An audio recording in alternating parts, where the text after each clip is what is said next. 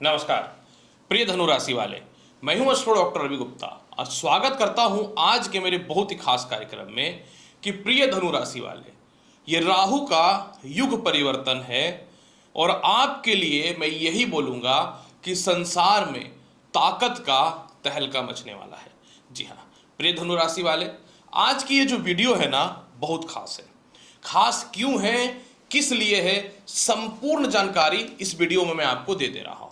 जिसमें सबसे पहला देखिए क्या हो रहा है कि दैत्य ग्रह राहु जो है ये अपनी राशि को परिवर्तित कर रहे हैं। ये मीन राशि को छोड़ करके कुंभ राशि में प्रवेश कर रहे हैं, जो आपकी कुंडली के चतुर्थ भाव को छोड़ करके तृतीय भाव पे आ रहे हैं। और आपको मैं यह जानकारी देना चाहता हूं, राहु का अपना तो कोई राशि होता नहीं है और ना कोई फिक्स भाव होता है, लेकिन ज्योतिष शास्त्र के अनुसार राहु तीसरे, छठवें, सातवें, आठवें, 10वें, 11वें और 12वें भाव पे सर्वाधिक शुभ माना जाता है। उसमें भी तीसरे, छठवें, 10वें और 11वें भाव में सबसे सुपर डुपर हिट माना जाता है। और राहु आपके जन्म कुंडली के तृतीय भाव पे ही विराजमान हो रहे हैं। होगा क्या, 18 मई 2025 को सुबह 4:30 से लेके 5 दिसंबर 2026 तक राहु जो है ये मीन को छोड़ के कुंभ राशि में रहेंगे। और सबसे बड़ी बात, जब ये कुंभ राशि में रहेंगे तो आपके राशि और लग्न के स्वामी देवगुरु की बृहस्पति भी 13 महीने तक जो है राहु के ऊपर रहेगा। अब क्या हुआ, एक ऐसा ग्रह जो छल कपट, भ्रम, आकर्षण, इच्छा, चालाकी, इंसान के जीवन में उसकी यतीम इच्छाएं जो वो प्राप्त करना चाहता है, जो उसके बस में भी ना हो, उसके कारक है। अब उनके ऊपर बृहस्पति की दृष्टि पड़ जाएगी तो ये तो वही हो गया, एक बहुत ही पावरफुल इंसान को आपने 1 के 47 हरा दिया। मतलब ताकत तो उसके पास पहले से है और बुद्धि भी आ गया। तो इसीलिए जो राहु का राशि परिवर्तन है ना धनु राशि वाले, आपके जीवन को बदल करके रख देगा। चंद्र राशि पर आधारित वीडियो रहेगी, जिनको भी अपना चंद्र राशि पता है ठीक है, नहीं तो आप इस वीडियो को नाम या लग्न के अनुसार देख सकते हैं। सबसे पहले मैं यह बता दूं कि राहु अक्टूबर 2023 से आपके चतुर्थ भाव पे गोचर कर रहा था। चतुर्थ भाव का राहु ठीक नहीं होता है। अभी वर्तमान में वृश्चिक राशि पे चतुर्थ भाव में गोचर कर रहा है, तो मैंने क्लियर बताया है कि चतुर्थ भाव में नुकसान भी क्या दे सकता है, प्रॉफिट भी क्या दे सकता है। तो जब चतुर्थ भाव पे आपका राहु गोचर किया पिछले 1.5 सालों तक, तो क्या हुआ, प्रॉपर्टी का नुकसान होने की संभावनाएं बनी, नौकरी व्यवसाय को लेकर के परेशानियां खड़ी हुई, माता पिता का स्वास्थ्य खराब हुआ या मृत्यु हुआ, खुद की संपत्ति हाथ से निकल गया, कर्ज की स्थिति भी आपके जीवन में बना, ससुराल पक्ष से मतभेदता की स्थिति पैदा हुई और बचा कुचा असर जो पूरा हो गया वह हो गया कि आपको जो है जिनकी 4 रुपए की औकात नहीं थी वो लोग बदनाम कर दिए, वो घर के लोग हों या बाहर के लोग हों। और सच्चाई यही है कि आप व्यर्थ के थोड़ा स्कैम घोटाले में और लव लाइफ के चक्कर में भी गलत फंस गए। तो आपको क्या हुआ, मानसिक तौर पे तनाव की स्थिति बनी। अब यहां पे राहु जो है ये तृतीय भाव पे गोचर कर रहे हैं। अब जैसे ही ये तृतीय भाव पे गोचर करेंगे, ये गोचर करेंगे कुंभ राशि में। वायु तत्व की राशि है और राहु धुएं के जैसा ग्रह है, यानी इतना ताकतवर मित्र की राशि में कि क्या ही मैं बताऊं।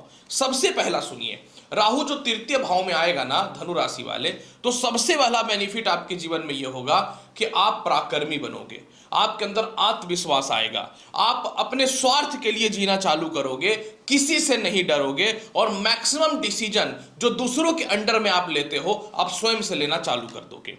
जैसे ही राहु तीसरे भाव में आएगा, आप दया, भावना, तुरंत दूसरों पर विश्वास कर लेना, अपना नुकसान करा लेना, इसको समाप्त करके, क्योंकि आय भाव को देख रहा है, आप स्वार्थी, लालची, जिद्दी, किसी चीज को प्राप्त करने के लिए जो है तत्पर रहने के इंसान बन जाओगे, वो स्त्री हो या पुरुष हो। जैसे ही राहु तृतीय भाव पे जाएगा, पुराने से पुराने कोई प्रॉपर्टी या संपत्ति का जो विवाद हुआ पड़ा है वह आपके हैंड में आ जाएगा। जैसे ही राहु तृतीय भाव में जाएगा, सरकार के पास जो पैसे फंसे हुए वो निकल जाएंगे। खास करके जो व्यक्ति राजनीति के क्षेत्र में, प्रशासनिक के क्षेत्र में, मीडिया के क्षेत्र में, ऑनलाइन कोर्सेस या काम से रिलेटेड, केमिकल के काम से रिलेटेड, सॉफ्टवेयर से related, share trading, crypto currency, social networking, acting के क्षेत्र में, शराब, दारू दारू सिगरेट जुआ लॉटरी सट्टा इन सभी क्षेत्रों के सीधे कारक होते हैं। और बिजनेस कंसल्टेंट खास करके इंजीनियर जो है धनु राशि वाले, आप लोगों के लिए पीछे मुड़ के देखने का समय नहीं है। आप लोगों के लिए इतना बेहतरीन समय चालू होने वाला है जो अनएक्सपेक्टेड है, कभी आपने अपनी जिंदगी में नहीं सोचा होगा। अब राहु तृतीय भाव में आ रहा है। तृतीय भाव में आने के कारण जो भी कह सकता हूं कि धनु राशि के हैं, उनके भाई बहनों का विवाह नहीं हो रहा था, उनके भाई बहनों की नौकरियां नहीं लग रही थी, भाई बहनों के चलते आप बहुत ज्यादा परेशान थे, रिस्पॉन्सिबिलिटी पूरा किए जा रहे लेकिन जवाब नहीं दे पा रहे थे, कंगाल हो गए परिवार के चक्कर में। अब आप कॉन्फिडेंस हो जाओगे, उनको जवाब भी दोगे और अपना जो है अपनी जिंदगी में खुद से कैसे जीना है इसके बारे में विचार करना चालू कर दोगे। ये सबसे बड़ा बेनिफिट आपके जीवन में मिलने वाला है। यहां पे एक चीज और भी हुआ, जब राहु चतुर्थ भाव में रहा तो व्यर्थ का विदेश यात्रा कराया, गलत केस मुकदमा और स्कैम आपके साथ हुआ। अब राहु आय भाव में चला गया, तो जिनको भी विदेश जाना है, विदेश जाने की संभावनाएं अच्छी होंगी। जिनको जो है एक्सपोर्ट इंपोर्ट के काम में नुकसान हो रहा था वह ठीक हो जाएगा। जिनको डाइवोर्स लेना है, क्योंकि सप्तम भाव में दृष्टि है विउच्च का, तो डाइवोर्स भी मिल जाएगा। जिनको द्वितीय विवाह करना है उनके लिए भी बहुत बढ़िया समय रहेगा। और इसके अलावा जो है, क्योंकि राहु आपके कुंडली के आय भाव पे गोचर कर रहा है, इसका शाब्दिक अर्थ सीधा सीधा यही होता है कि इनकम 100 रुपए का हो या 1000 रुपए का हो, आप उसको तो प्राप्ति करोगे ही करोगे, लेकिन आपको मोटा हाथ लगेगा। ऐसे ऐसे लोगों से कांटेक्ट होंगे जिसमें ब्लैक मनी के चांसेस बनेंगे। ऐसे ऐसे कंपनी या फिर इन्वेस्टर मिलेगा जो आपकी कंपनी में करोड़ लाखों का इन्वेस्टमेंट कर देगा। और जहां भी आप जिस रूप में भी काम कर रहे हो, या तो आपको ऑप्शन बहुत बढ़िया मिल जाएगा या आपके जीवन में जो है सैलरी इंक्रीज होते हुए नजर आएगा। धनु राशि वाले राहु क्योंकि आय भाव को देख रहा है, और आय भाव को देखने का मतलब है कि अगर जीवन साथी से कुछ मतभेदता या डिस्टर्बेंस था, क्योंकि देखिए भाई साहब, आज के टाइम पे तो सब कुछ पैसा है। पैसा है तो पत्नी भी टिकेगी, बच्चे भी टिकेंगे, परिवार भी टिकेंगे, और पैसा नहीं है तो किसी काम का नहीं।